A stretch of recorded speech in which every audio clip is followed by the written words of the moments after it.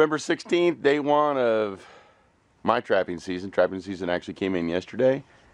And we're all loaded up. Ready to head out. Gonna try to put in about 20 or so sets today. Maybe 25. We'll see how it goes.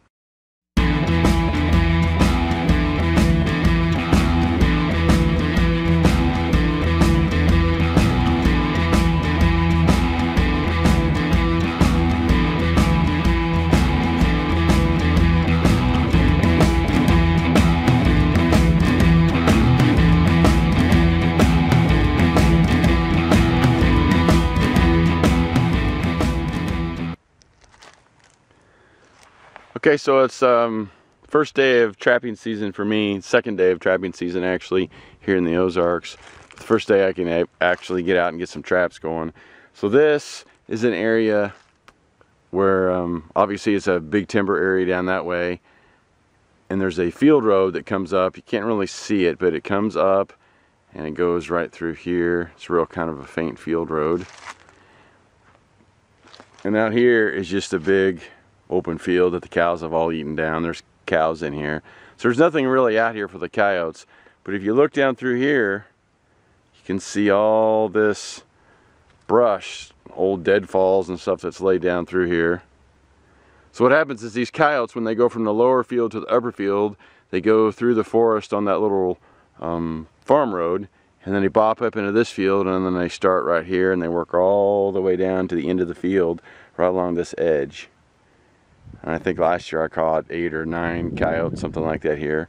So I've got a set farther down there, a dirt hole set. About halfway in the middle, I've got a flat set, and I'm going to put another dirt hole set right here.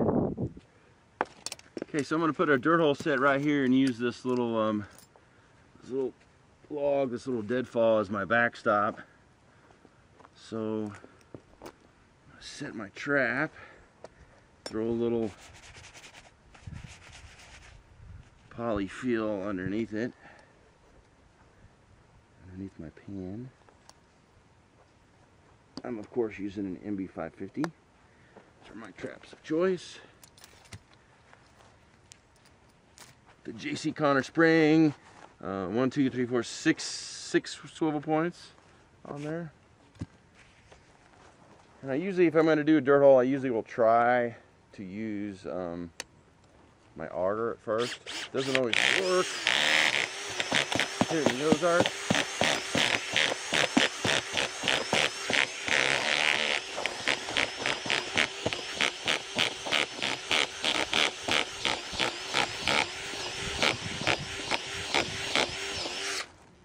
Perfect. It's a good dirt hole, about 8 or 9 inches deep, so that'll be perfect.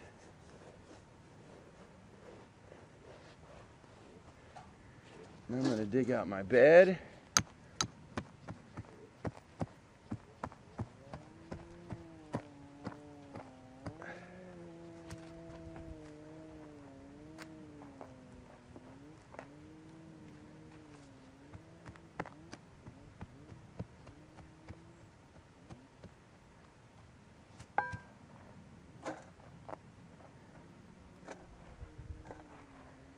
Try to get the bed about the same size as my trap, and then we'll stake it down.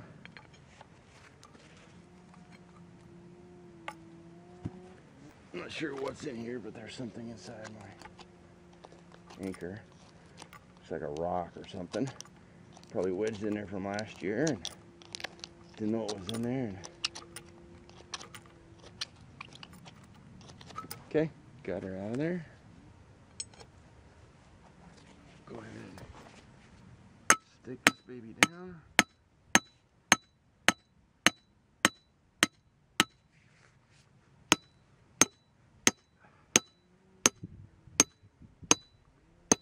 This is actually a really good spot. We normally do not have dirt this good here in the Ozarks.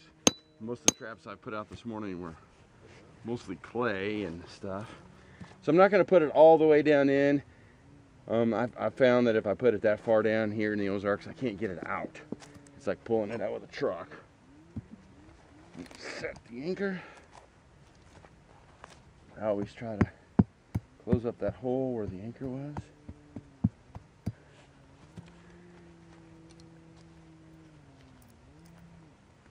I'm going to put this shock spring and these swivels in there, kind of beat them down a little bit, and put my trap right here. Let's get on there a little bit.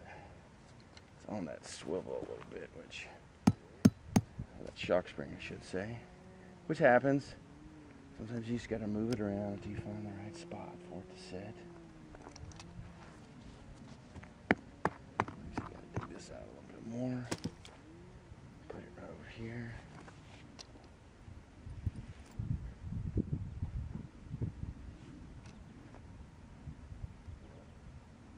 There we go. That's pretty good.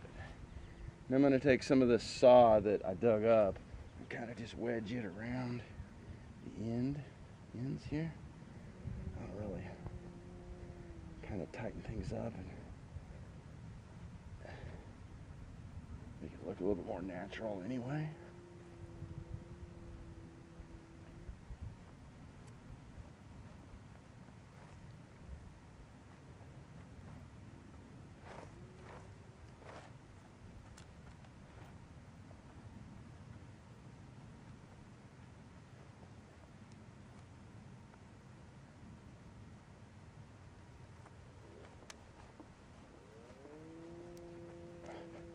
As you can see, that trap is super solid. Now I'm gonna put a little bit of peat moss just right here, just a itty bitty little bit, just to go down inside the jaws. I find that that is super helpful in case it gets cold. It's supposed to rain later this week. Be kind of grungy. It's been pretty cold. A couple days of snow last week. And then I'm going to use some dry dirt here. Kind of cover this up.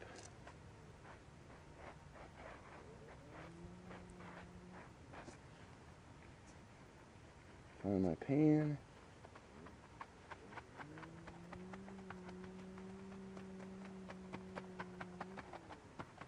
Make sure this is all nice and solid. And then I'm going to use the dirt that's here right on the top. Now when I make my dirt holes, I don't like to blend them in like you would a flat set. See how that's got lots of, I mean, it looks like something dug a hole there. There's dirt splashed up all around from using that auger bit. There's stuff all over the place. I mean, throw some of this dirt around there, just scatter it around. I think that's always good to make sure that, you know, the animals, they can really see it. It's super visually attractive to them. You can throw little pieces of grass if you want around it, or just something to kind of try to force him to get in there into that where that pan is. But you can't block these coyotes very much, so just a little bit of little piece of mud or something like that, and that's about all you can do. And now we'll just go ahead and bait it, and that's all I'm going to do. I'm not going to do any other blocking. I find my catchers are much better when I don't try to block them in and just let them do a deep hole, so they got to actually work at it longer, and their feet will be moving around and they'll actually get in there and step on your trap. I find that much more successful than trying to block them in. They just don't seem to like that at all. Okay, so here's another little intersection. Here we got woods on this left side. There's a dry weather stream that runs up along the middle of this. There's actually water in it up there. It's not really water in it down here. And you can see there's a old farm road that runs up through there like a logging road. And then over here there's another little road that runs up into this field, but there's not much in that field. So that's kind of a no man's land, dead zone. But you can see around here there's brush piles where they've been cutting brush in here. There's a little brush pile right here.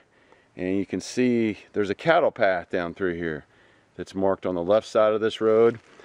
So what we did is we put in a little flat set right here.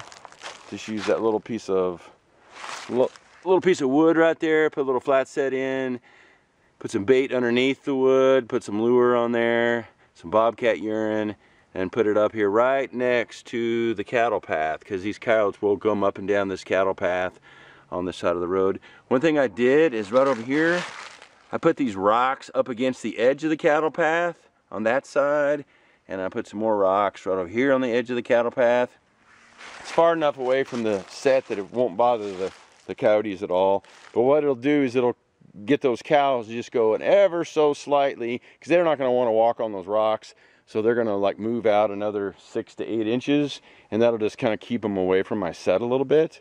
Otherwise, sometimes the cows will have a tendency to come over here and mess the set up. So, little flat set going here at the intersection. We'll see how it goes.